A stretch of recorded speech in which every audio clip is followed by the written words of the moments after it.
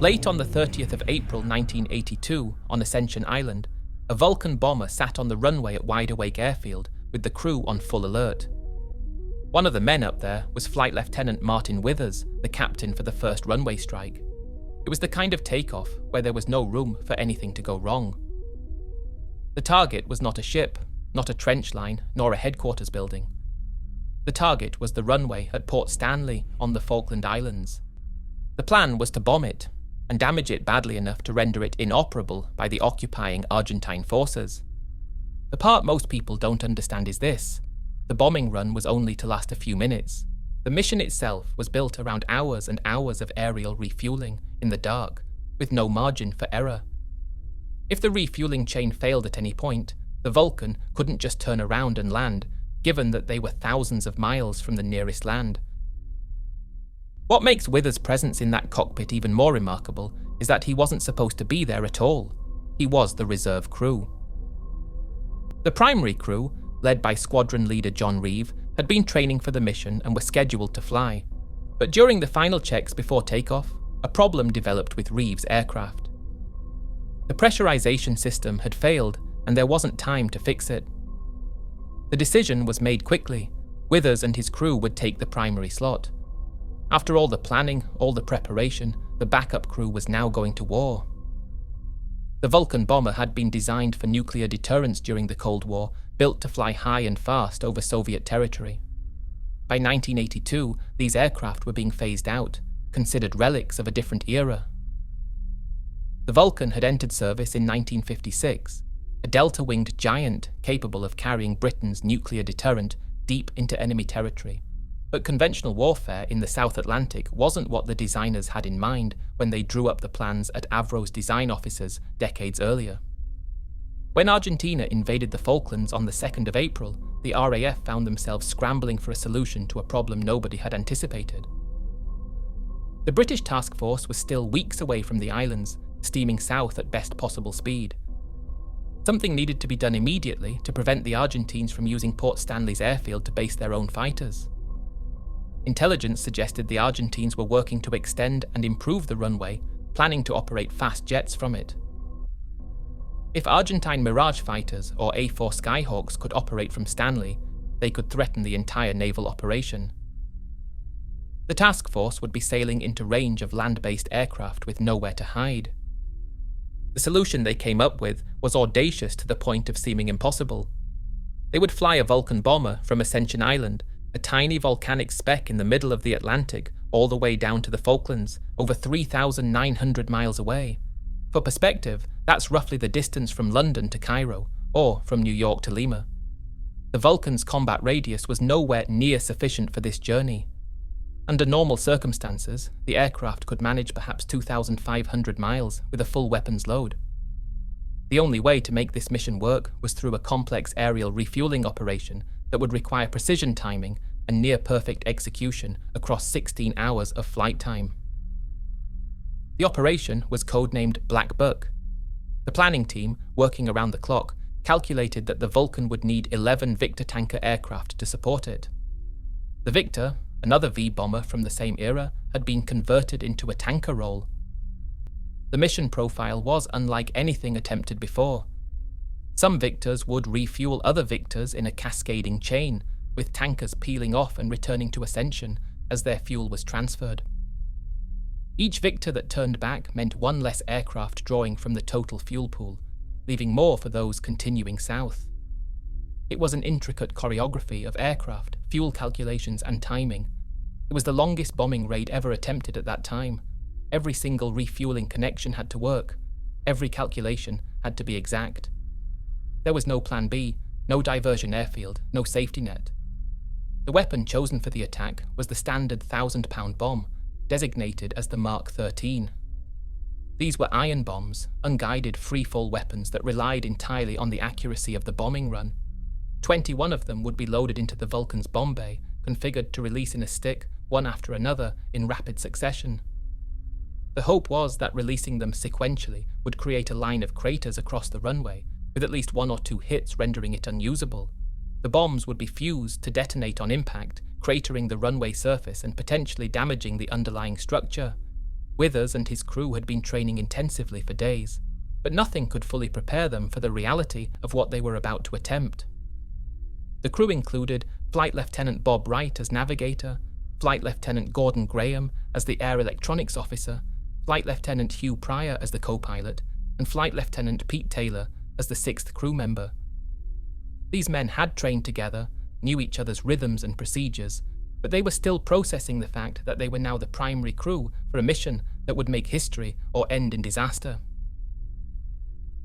The Vulcan, designated XM607, took off from Wide Awake Airfield just before midnight on the 30th of April, followed by a procession of Victor tankers.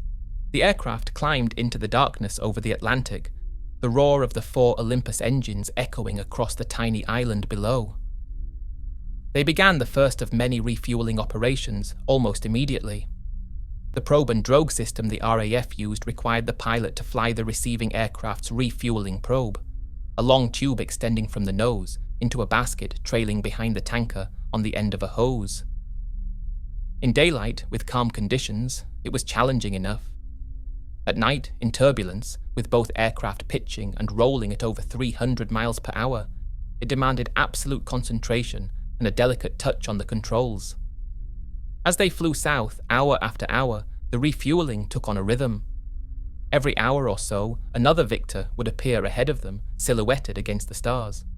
The crew would make contact, the probe sliding into the basket with a solid thunk, and thousands of pounds of fuel would transfer through the hose at hundreds of gallons per minute. The Vulcan would drink deep from the tanker, its tanks filling. Then the tanker would peel away, turning back north toward Ascension, and the Vulcan would continue south, alone again in the darkness. The crew knew that each successful refueling brought them closer to the point of no return, the moment when they would be too far from Ascension to turn back, committed entirely to reaching the Falklands. The hours blurred together. The cockpit was lit only by the dim red glow of the instrument panels, preserving the crew's night vision. Outside, there was nothing but darkness and the occasional glimpse of the ocean far below when the clouds parted. The navigation was done by dead reckoning, and the Vulcan's navigation systems, which were state-of-the-art for the 1960s, but primitive by modern standards. Wright worked continuously at his navigation station, checking and rechecking their position, calculating fuel consumption, updating the flight plan. Every calculation mattered. A navigation error could mean missing the rendezvous with a tanker, and that would mean the end of the mission at best, or ditching in the Atlantic at worst. Hours into the flight, one of the critical refueling connections almost failed. The probe wouldn't seat properly in the basket, bouncing off the rim as Withers tried to make contact. Fuel state was becoming critical. Precious minutes ticked by as Withers maneuvered the massive bomber, pushing it forward gently, trying to establish contact. The tanker pilot was doing his part, holding steady, but the connection just wouldn't lock. The crew were acutely aware that every second spent attempting the connection was burning fuel they might need later.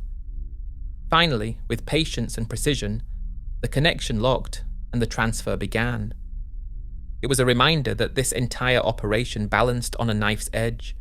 One mechanical failure, one moment of pilot error, one equipment malfunction, and the mission would be over. As dawn approached on the 1st of May, they were still hours from the target, flying through the darkness with nothing but ocean below, stretching to every horizon. The isolation was complete and profound. If something went catastrophically wrong, if an engine failed, or a fire broke out, there was nowhere to go, no friendly airfield within reach, no ship that could help. The only option was to keep flying, to trust the plan, to trust each other, and to execute each step with precision.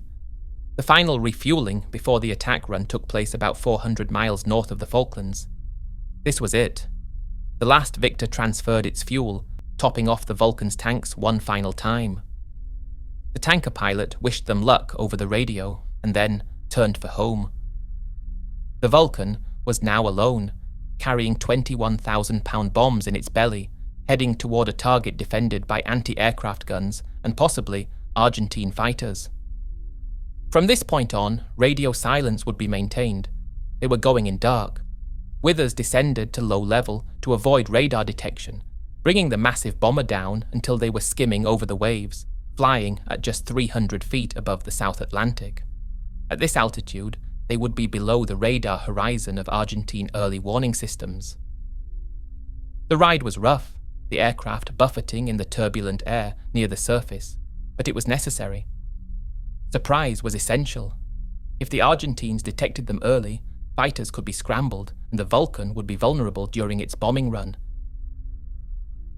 The navigator, Bob Wright, worked his equipment constantly, refining their position, counting down the miles to the islands. The electronic warfare officer, Gordon Graham, monitored his systems, watching for any sign that they had been detected, listening for radar emissions from Argentine defences. There would be one pass, one chance. They would come in from the northeast, climb to bombing altitude of 10,000 feet, release the bombs in a stick across the runway, and then run for it at maximum speed.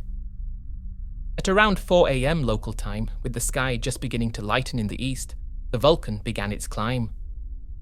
Port Stanley appeared ahead, the lights of the town visible in the pre-dawn darkness. This was the moment everything had been building toward. Withers brought the bomber up to bombing altitude, leveling off, configuring the aircraft for the attack run. The bomb bay doors opened. Port Stanley's defences came alive. Anti-aircraft fire streaked up into the pre-dawn sky, bright tracers arcing toward them. The Argentines had either detected them or heard the engines. Shells burst around the aircraft, black puffs of smoke appearing in the half-light. The Vulcan held steady on the bombing run.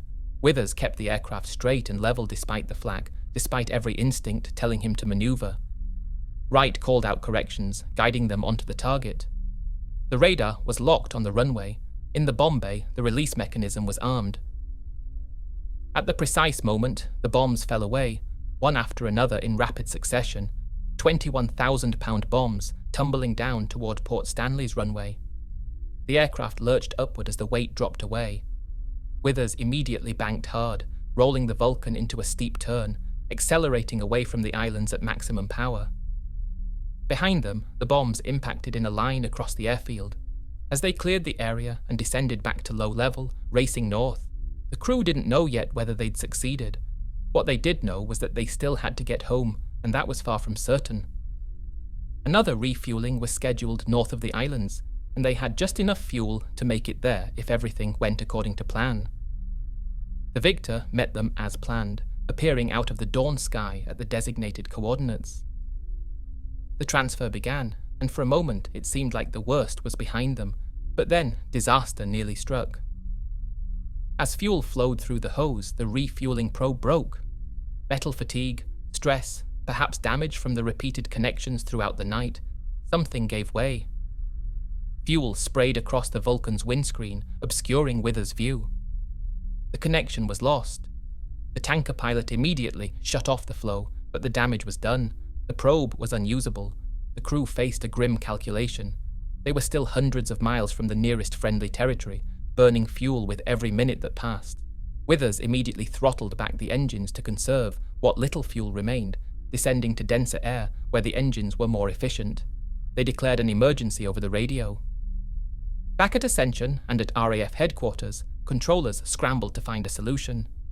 Another Victor was diverted to intercept them. Meanwhile, the crew rigged an emergency refueling system, preparing to use the Vulcan's backup probe, a system that had never been tested under operational conditions.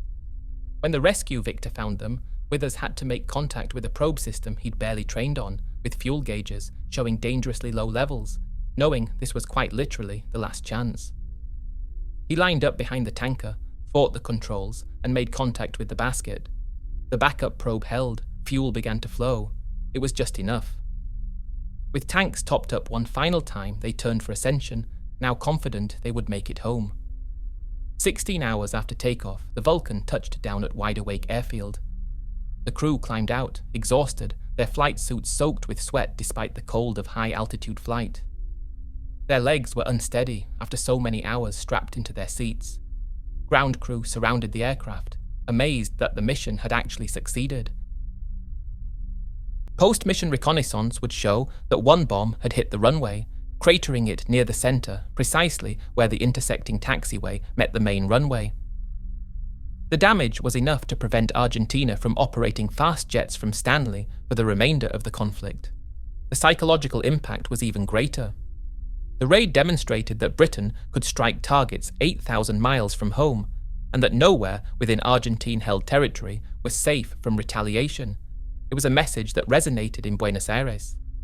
Black Buck 1 became the longest bombing raid in history up to that point, a record that stood for years. It was a mission that pushed men and machines to their absolute limits, where everything had to go right, and somehow, against the odds, it did.